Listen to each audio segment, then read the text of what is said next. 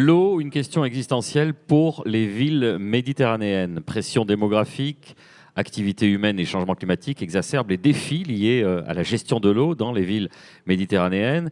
La surexploitation des ressources hydriques, la pollution des rivières et des nappes phréatiques, la salinisation des sols compromettent la qualité et la disponibilité de l'eau dans ces régions. De plus, les événements climatiques extrêmes, on l'a vu malheureusement encore très récemment avec Valence, les sécheresses, les inondations, ajoutent une couche d'incertitude. Ces villes méditerranéennes doivent donc innover en matière de gestion de l'eau en adoptant des pratiques durables, en améliorant les infrastructures, en sensibilisant les citoyens à l'économie d'eau. On en discute tout de suite avec vous. Bonjour, bonsoir Alain Philippe. Bonjour. Vous êtes directeur général de l'agence d'urbanisme azuréenne. Alors, on ne va pas réinventer la roue, on va juste d'abord poser le débat de quoi on parle quand on parle d'eau et de ces enjeux en général et en particulier sur le territoire. Alors, quand on parle d'eau, évidemment, il faut avoir une approche un peu générale, globale. L'eau, c'est à la fois l'eau qu'on boit chaque jour à nos robinets, quand ils marchent, mais c'est la mer. Et la mer, ici, on parle plutôt de la Méditerranée. On l'a évoqué ce matin d'une manière assez transversale dans les interventions. Et c'est ce lien qui est important avec les incidences qu'il y a entre les différents phénomènes et les différents types d'expression de l'eau. Petit rappel rapidement, la Méditerranée. La Méditerranée, c'est le secteur au monde, et la mer en particulier, qui se réchauffe le plus vite au monde. C'est en moyenne 20% de plus rapide que les autres territoires marins. Ça, c'est un premier élément. Ça, évidemment, ça a des conséquences. Ça a des conséquences, des impacts, à la fois en matière pour les populations. On estime, dans les différentes études qui ont été publiées, que c'est 250 millions de personnes qui seront frappées par des problèmes d'accès à l'eau d'ici 2050, à peu près. C'est aussi des incidences sur la montée des eaux. On estime là aussi dans les hypothèses à 1 mètre de plus en moyenne d'ici la fin du siècle, et puis à peu près 20 cm dans les années qui viennent. Alors 20 cm, on peut se dire, bon, 20 cm, sauf que 20 cm, quand on regarde un peu plus, c'est que le sel, il permet de rentrer sur les littoraux notamment, et donc de toucher les nappes phréatiques. Donc ça, c'est un élément important. Puis dernier point, bien sûr, qui est fondamental de ce réchauffement, et comme vous le disiez, on le voit de manière très régulière, hélas, en ce moment, avec Valence, mais on a vécu dans ce département 2 tempêtes qui ont fait de gros dégâts dans les vallées, la tempête Alex et la tempête Aline. C'est que la mer, en se réchauffant, ça devient un vecteur d'intempéries brutaux, ce qu'on appelle les phénomènes cévenols, et qui sont extrêmement forts. Donc voilà, cet ensemble est un élément important. On voit bien que le lien est là. Alors ce département, une fois qu'on a posé ça, ce département, il a quelques particularités qui sont à la fois, et c'est là où l'eau, elle est à la fois un atout et une contrainte, elle peut l'être en tous les cas, c'est ce rapport à la géographie, la mer, les montagnes. En gros, les Alpes-Maritimes, vous avez entre le niveau zéro de la mer et le mont Ferrion, 1400 mètres, 1414 je crois, mètres de dénivelé, et vous avez toute la déclinaison entre des phénomènes. Alors, c'est un atout d'attractivité, diversité des paysages, ce qui fait l'attractivité, et l'attractivité chez nous, ça a une importance économique, notamment au travers du tourisme, mais pas que. C'est aussi un avantage parce qu'on a tout le phénomène, je dirais, de ressources d'eau. Il pleut dans les montagnes, vous savez, ça coule, ça va dans là et ça va dans les nappes phréatiques. Bon, ça, c'est un élément. Après, ça a quelques contraintes. On l'évoquait, réchauffement climatique, les impacts brutaux qu'il y a, compte tenu notamment de cette géographie. Et puis, en termes de développement, d'aménagement d'infrastructures, c'est extrêmement complexe. Ça veut dire qu'il faut peut-être aussi se rendre un peu plus imaginatif. Ça peut être, donc, parfois, la contrainte est source d'innovation. Donc, pas dire, bon, là, on a ce département qui est très caractérisé par ça, mais peut-être que ça nous oblige à penser out of the box, à avoir d'autres... Alors, historiquement, dans ce département, mais d'une façon plus large, les peuples méditerranéens ont toujours eu cette inventivité à gérer cette rareté et cette violence.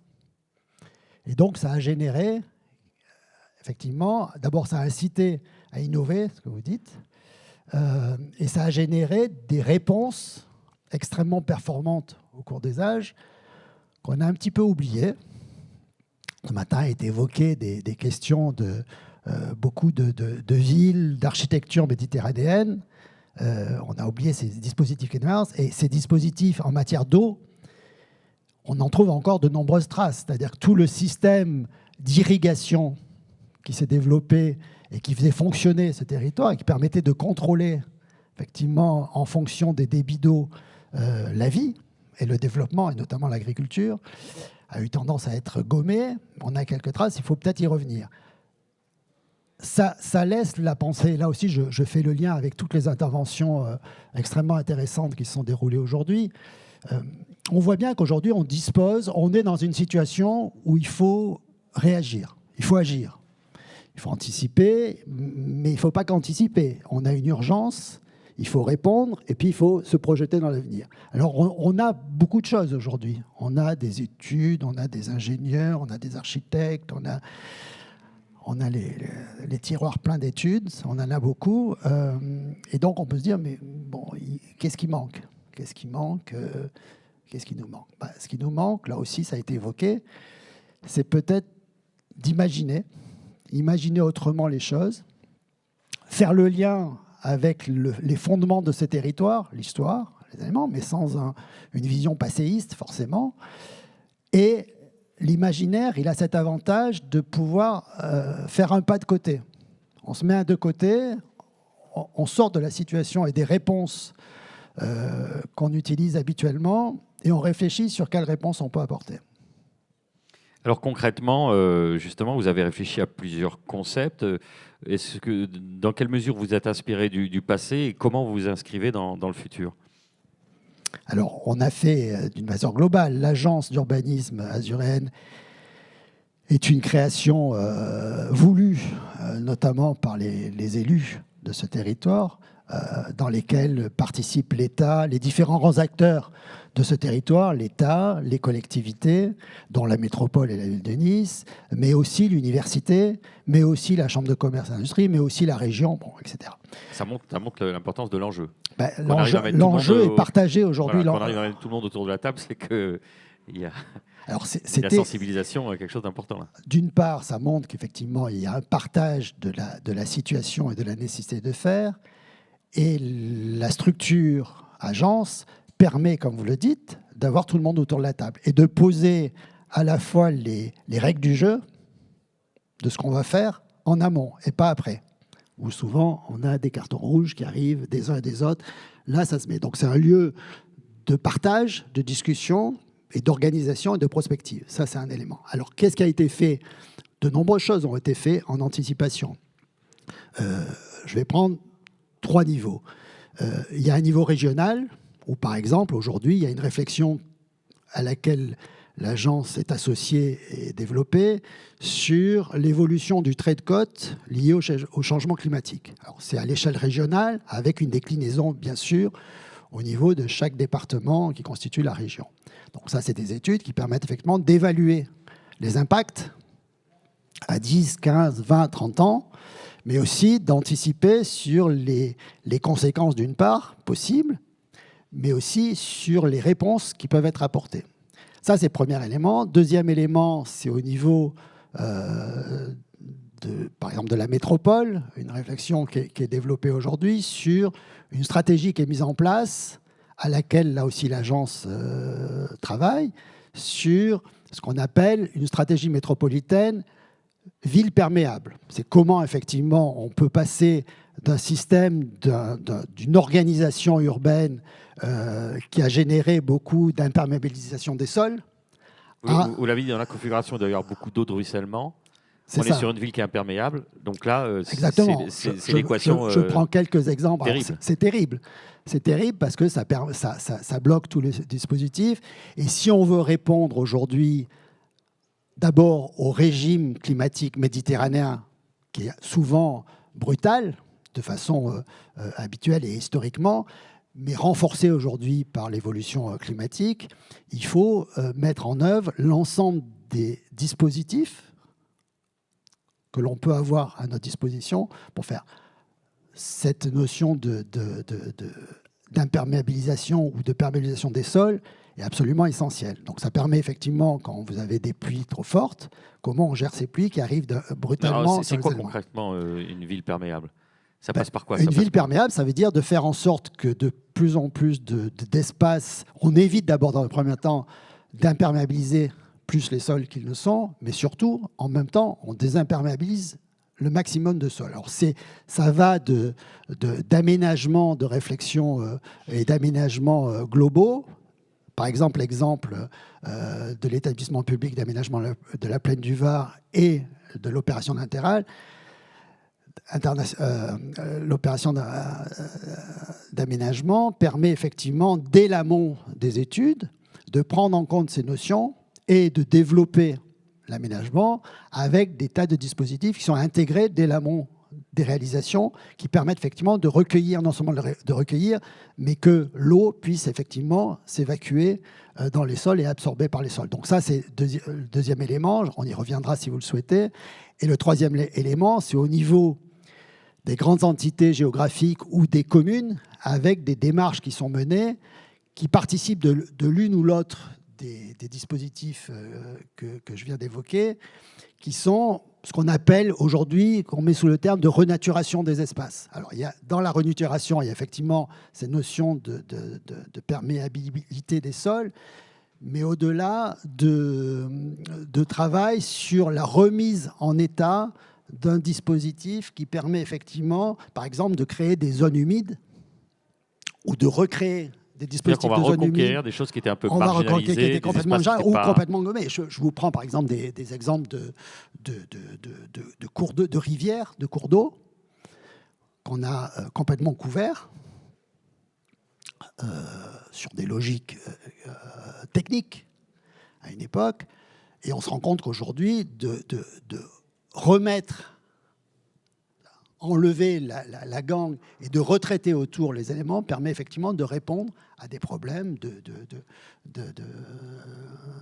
climat très forts dessus. Alors là, il y a des exemples qui sont forts. Alors, on a toute la déclinaison. On a ce que fait la ville de Nice avec, par exemple, toute la partie du Paillon, qui est un élément important. On en parle beaucoup en ce moment. Mais effectivement, de remettre de l'espace nature, entre guillemets nature, hein, dans l'élément, ça participe à la fois à limiter les impacts, à remettre en lien des liens urbains importants, on les a beaucoup évoqués ce matin aussi, mais aussi de répondre aux problématiques de climat, de température, etc.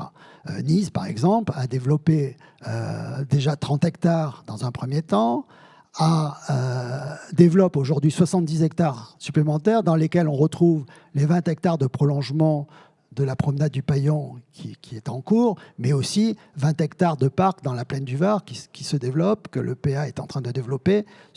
Donc c'est des exemples, plus bien sûr les plantations des arbres qui sont plantés. Je rappelle, il y a 26 000 arbres qui sont plantés aujourd'hui sur les éléments. Donc ça, c'est un exemple. Autre exemple, c'est sur Cagnes-sur-Mer, par exemple. Cagnes-sur-Mer, il y a deux grandes vallées qui sont la Cagne et puis le Malvent, sur lequel, par exemple, le Malvent, aujourd'hui, qui est cet axe qui conduit, pour ceux qui connaissent, à la Colle-sur-Loup, à Saint-Paul-de-Vence, etc., depuis le littoral, où là, la commune, le maire nous a dit, écoutez, moi, je ne veux pas aujourd'hui développer cette zone telle qu'elle était initialement prévue il y a quelques années, avec des règles d'urbanisme qui permettaient une certaine densité sur ce secteur.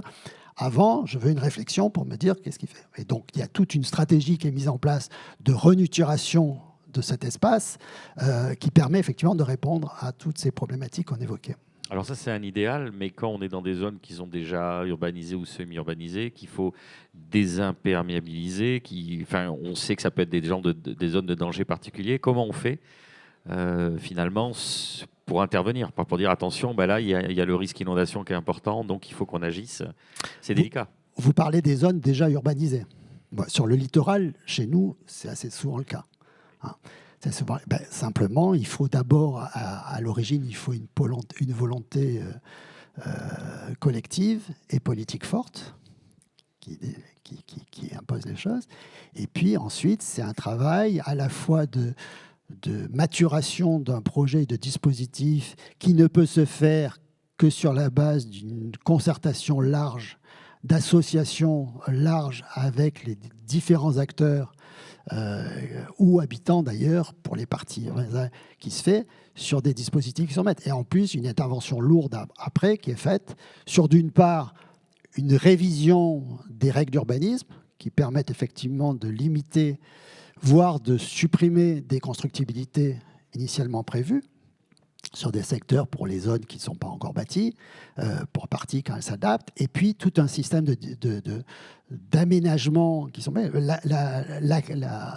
prends l'exemple de Nice, d'une part, sur la promenade du Paillon. Je vous rappelle qu'il y a en 2008, c'est pas vieux, 2008, il y avait sur la promenade du Paillon un parking en silo qui existait, il y avait une gare routière qui existait, qui, au-delà des impacts, je dirais qu'on peut évoquer aujourd'hui environnementaux, avait des impacts urbains extrêmement importants, puisque la ville baroque, la vieille ville, était complètement coupée de la ville du 19e, du développement de la ville sur l'autre rive du Paillon, par ce mur qui était... Bon, aujourd'hui, il y a une volonté forte, effectivement, de supprimer ça et d'aménager. Vous sentez que ça tire dans le même sens, qu'on n'est plus en phase d'évangélisation, tout le monde est aligné, tout le monde se dit ça peut nous arriver, on est... Je crois qu'aujourd'hui, oui, il y a une prise de conscience assez large de la population, des habitants, des décideurs sur ces phénomènes. Après, la question, c'est le temps et l'acceptabilité des travaux qui sont faits.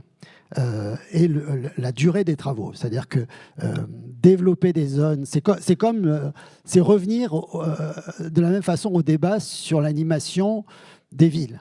Ça a été beaucoup évoqué ce matin. On a parlé des qualités de la ville méditerranéenne. Aujourd'hui, on est sur des délais de production de l'espace bâti qui sont en général assez courts. On le voit ici. Les délais de mise en place et de développement de la vie, c'est-à-dire l'animation, ça ne se fait pas dans le même temps. C'est-à-dire que ça demande du temps. La ville, elle doit se maturer, elle doit se développer, et ça se fait petit à petit. Donc on a des temporalités différentes. Donc on est sur des temporalités extrêmement différentes, et ça se programme dans le temps et sur la durée. D'où la nécessité d'avoir des programmes généraux qui sont partagés et qui peuvent être programmés et développés sur la durée. Et qui n'auront pas de remise en cause ni politique ni citoyenne tout au long. On est dans une société heureusement démocratique, et cette démocratie doit continuer à fonctionner à partir du moment où le... Il y a une réalité climatique qui s'impose parfois à tous, quel que soit l'opinion. Mais la réalité, je crois qu'aujourd'hui, elle s'impose et elle est... à part les sceptiques, elle est présente. Aujourd'hui, on l'a.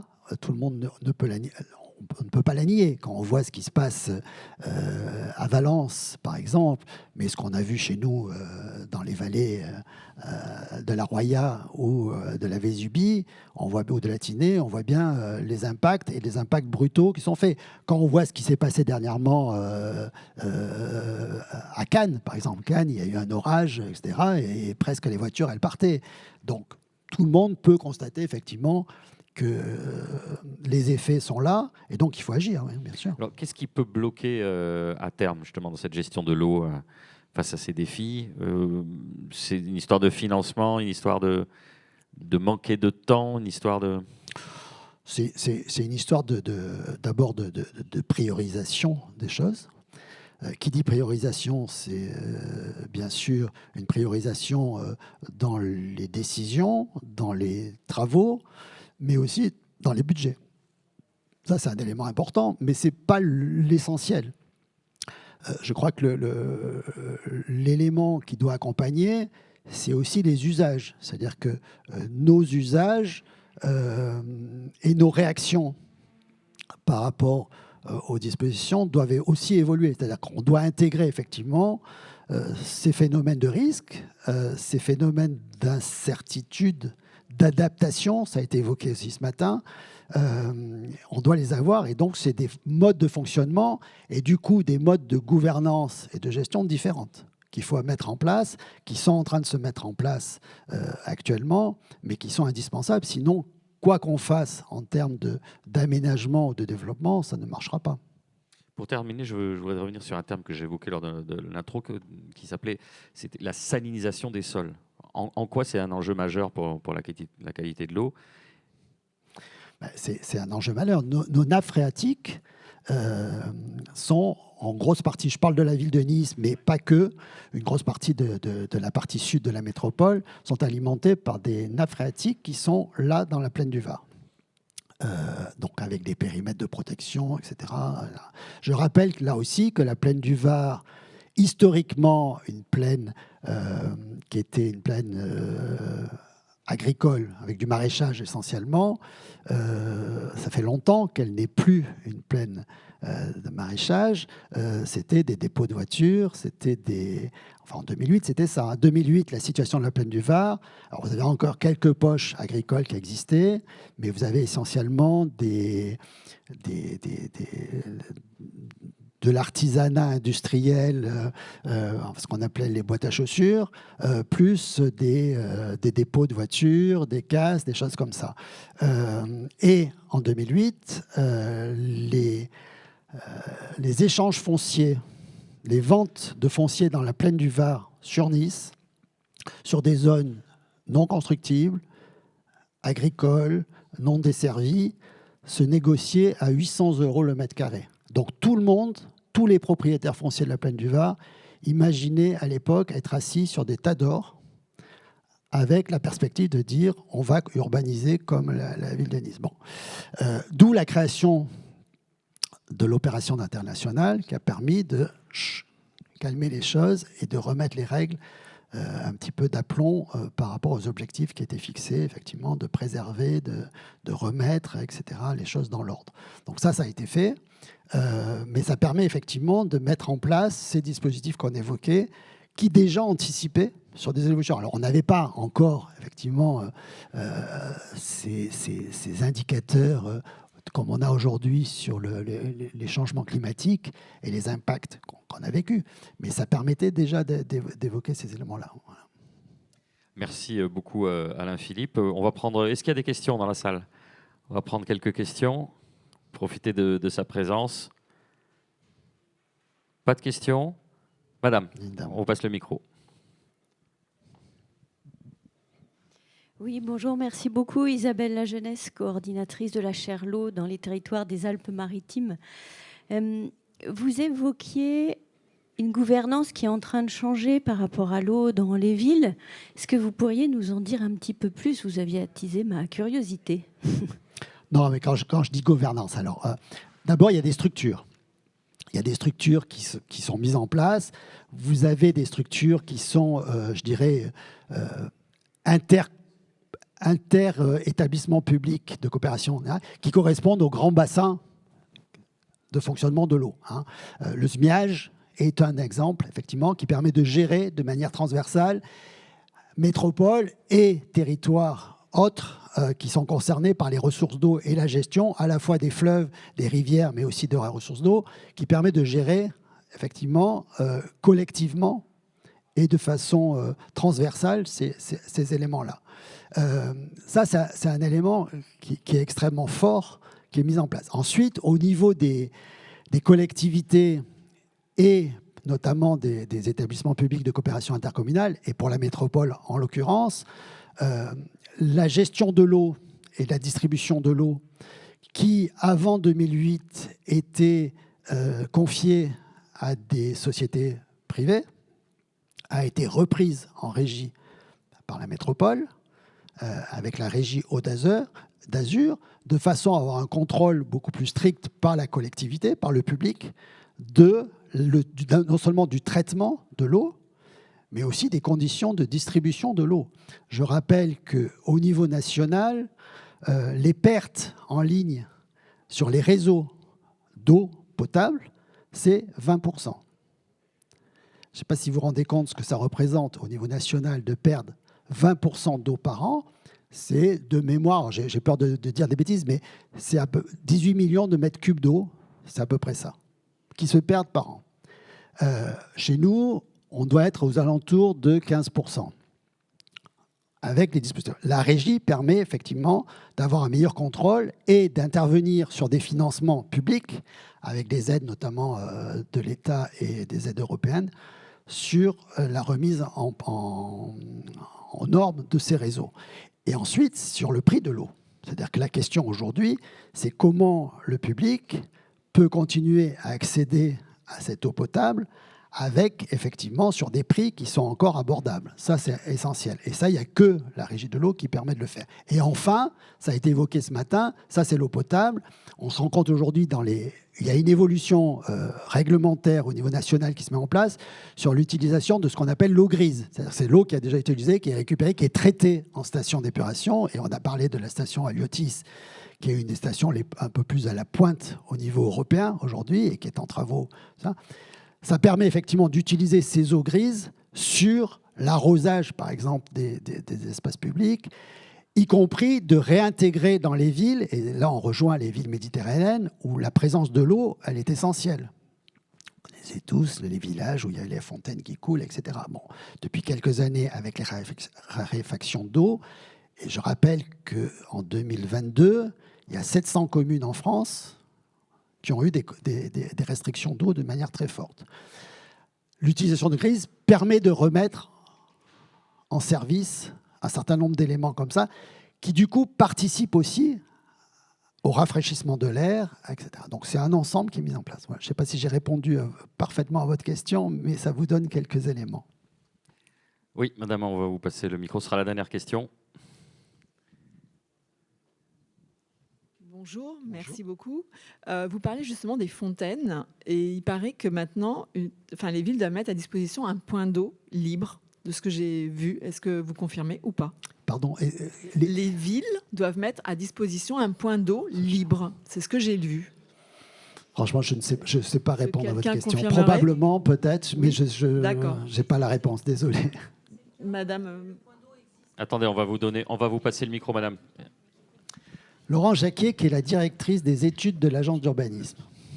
Oui, effectivement, vous avez raison. Ce point d'eau, il a été mis en place d'ailleurs sur la promenade du Paillon à Nice. Il existe aujourd'hui.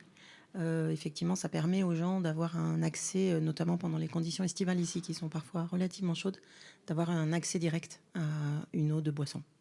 Est-ce que vous parlez des citernes? Vous parlez d'autre chose? C'est en fait un principe de... C'est un point de distribution d'eau, en fait. Oui.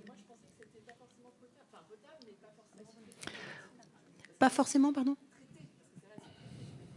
C'est de l'eau du robinet, en fait. Donc, forcément, traitée. C'est de l'eau potable, oui. Il y a deux dispositifs. Si vous... Non, c'est un point d'eau, voilà. Oui, il faut bien distinguer les deux dispositifs. Hein. Il y a l'eau potable, où effectivement, vous dites il y a des éléments qui sont mis en place. Et ensuite, il y a l'eau qui est utilisée, qui est non potable, a priori, et qui est utilisée pour tout le reste, c'est-à-dire les fontaines, l'arrosage. Beaucoup de villes, et Nice en faisait à l'époque partie, avant 2008, l'arrosage le matin, vous savez, c'était fait avec de l'eau potable. C'est plus... Les fontaines, aujourd'hui, elles sont potables, oui. Oui, oui. Dans le micro, alors, madame, s'il vous plaît. Parce qu'il y a des gens qui nous suivent en streaming. Oui. Dans la métropole, juste pour signaler, parce que je trouve que c'est quand même un bel exemple et un exemple certainement rarissime aujourd'hui en France. On travaille aujourd'hui, nous, avec la ville de Vence. Et à Vence, l'eau potable coule aux fontaines. C'est la source de la Foue. Et c'est vrai que les gens viennent remplir leur gourde et se servir directement à la fontaine. Et c'est vrai que c'est vraiment, je pense, une véritable richesse qui est plus tellement monnaie courante aujourd'hui sur le territoire. Merci à tous et toutes pour vos questions. On applaudit Alain Philippe. Merci beaucoup. Et on se retrouve dans une poignée de minutes pour notre dernière table ronde. Les villes des courtes distances sont-elles la solution face au changement climatique? À tout de suite.